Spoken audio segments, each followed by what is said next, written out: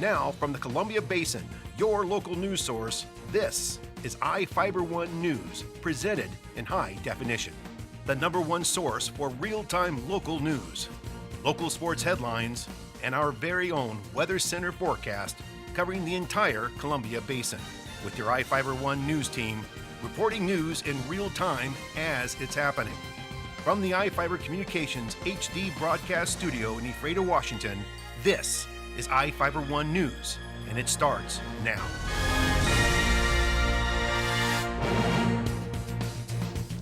Welcome to iFIBER 1 News. I'm Cody Johnson reporting news from around the Columbia Basin for Tuesday, May 14th. Tonight we report on how a Moses Lake man died in a motorcycle crash and how students did at their science fair in Soap Lake. We also look at how a Moses Lake man may have injured his attacker and how the state Supreme Court is facing a decision on whether to let a $100 million lawsuit stand. In sports, Wenatchee Wild came up short last night in the Robertson Cup championship game, but they had even more bad news for hockey fans this morning. Our spotlight story tonight is about an arm wrestling contest in Grand Coulee. And we have the latest weather forecast for the Columbia Basin from the iFIBER 1 Weather Center. Our top story tonight, a 28-year-old Moses Lake man died from injuries suffered during a motorcycle crash yesterday evening. Jonathan Jones was driving a 1983 Honda Nighthawk north on 22nd Avenue Northeast, east of Patton Boulevard. Jones reportedly lost control of the motorcycle along a sweeping curve, struck a curb, and was thrown, striking a concrete block along the side of the road. He was found unconscious and unresponsive, but bystanders and emergency response gave CPR. Jones was wearing a helmet at the time of the crash, but his injuries were too severe. Jones was the father of a little girl and worked at Genie Enterprises in Moses Lake. Soap Lake Schools recently held a science fair where students were able to display what they've learned. Here with the story is Sarah Brewer. About 200 students, along with their families and friends, gathered at the Soap Lake High School for the 6th annual Soap Lake Science Fair. Students were able to share their projects with viewers and even win awards for their work. If you didn't get an award and you feel like you deserved one, come to me, I'll give you one because you guys all deserve. Over 100 student projects were displayed on a variety of topics, including homemade liquid nitrogen, chroma keying, and whether Russian men respond more to beautiful cars or beautiful women. Participants were invited to learn how to build a better rocket,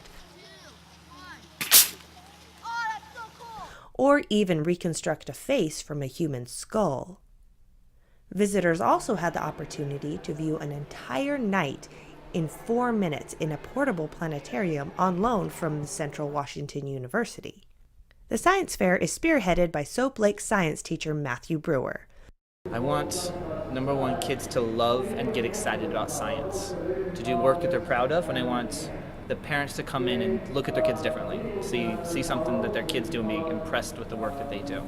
Mr. Brewer admits that he is not completely without personal motive. He hopes that at least some of his students grow up to be scientists. If I get 10, I'll be happy. Right now I've got 1, so I'm getting there.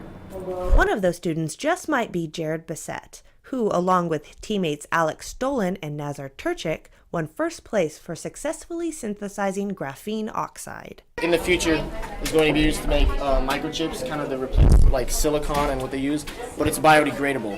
And also it takes in a charge really fast, but then distributes it slow.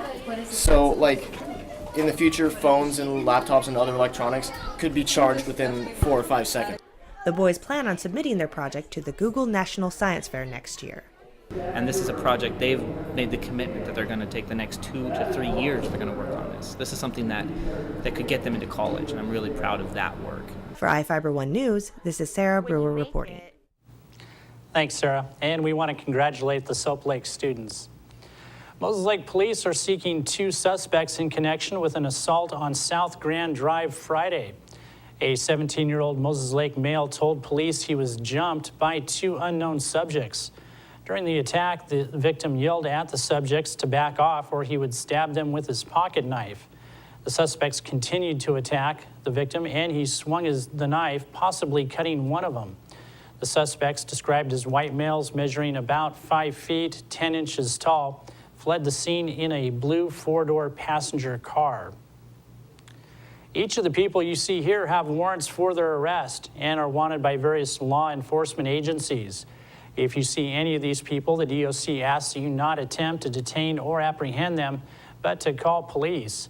You can also call the Department of Corrections at 509-764-6180 during the day, or 509-762-1160 after 5 p.m. We'll be right back after these messages with the latest from the iFIBER One Weather Center, and we've got sports and more news on the way.